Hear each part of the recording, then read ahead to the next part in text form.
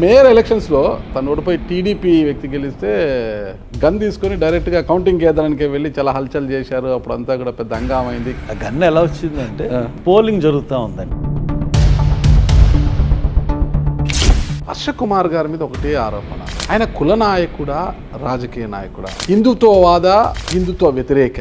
ఒక దళితుడు శవాన్ని రోడ్డు మీద, పైగా దళితుల డబ్బుతో వేయించిన రోడ్డు మీద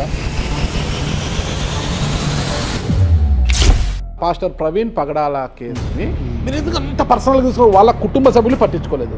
ప్రభుత్వము ఇది ప్రమాదవశాత్తు జరిగింది, ఇది ప్రమాదమే అని చెప్తున్నారు. ప్రభుత్వం చంపించిందన్న విషయం ప్రభుత్వానికి ఏం అవసరం? ప్రభుత్వానికి ఏం అవసరమో ప్రభుత్వం చెప్పాలి. ఏ ప్రభుత్వం చంపించింది? సైలెంట్ స్పెక్టాటర్ కింద తెలుగుదేశం ప్రభుత్వం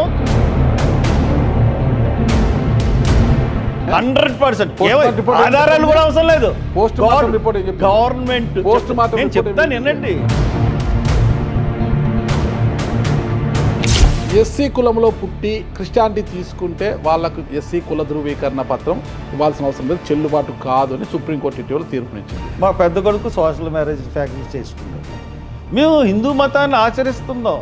నేను ఎవరిని దేవుడిని పూజిస్తున్నది ఎవరికి కావాలి?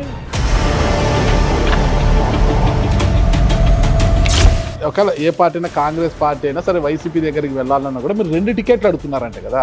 అంటే ప్రాంతీయ పార్టీలు ఒక వ్యక్తి మీద బేస్ అయిన పార్టీ, దాన్ని సొంత ఆస్తిలా చూస్తారు ప్రాంతీయ. ఆ సొంత ఆస్తిలోకి మనం వెళ్ళాలనుకుంటే మీరు కోరుకున్న విధంగా మీకు ఏపీసీసీ అధ్యక్షుడిగా బాధ్యతలు ఇచ్చే అవకాశం ఉందా?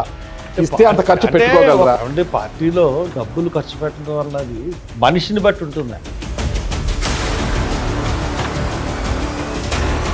పెద్ద కుమార్ శ్రీరాజుకి రాజమండ్రి జిల్లా అధ్యక్ష పదవి అడిగినా కూడా కాంగ్రెస్ పార్టీ నిరాకరించి మరొకరికి ఇచ్చింది అంటున్నారు కదా. మరి అది కూడా ఇవ్వని పక్షంలో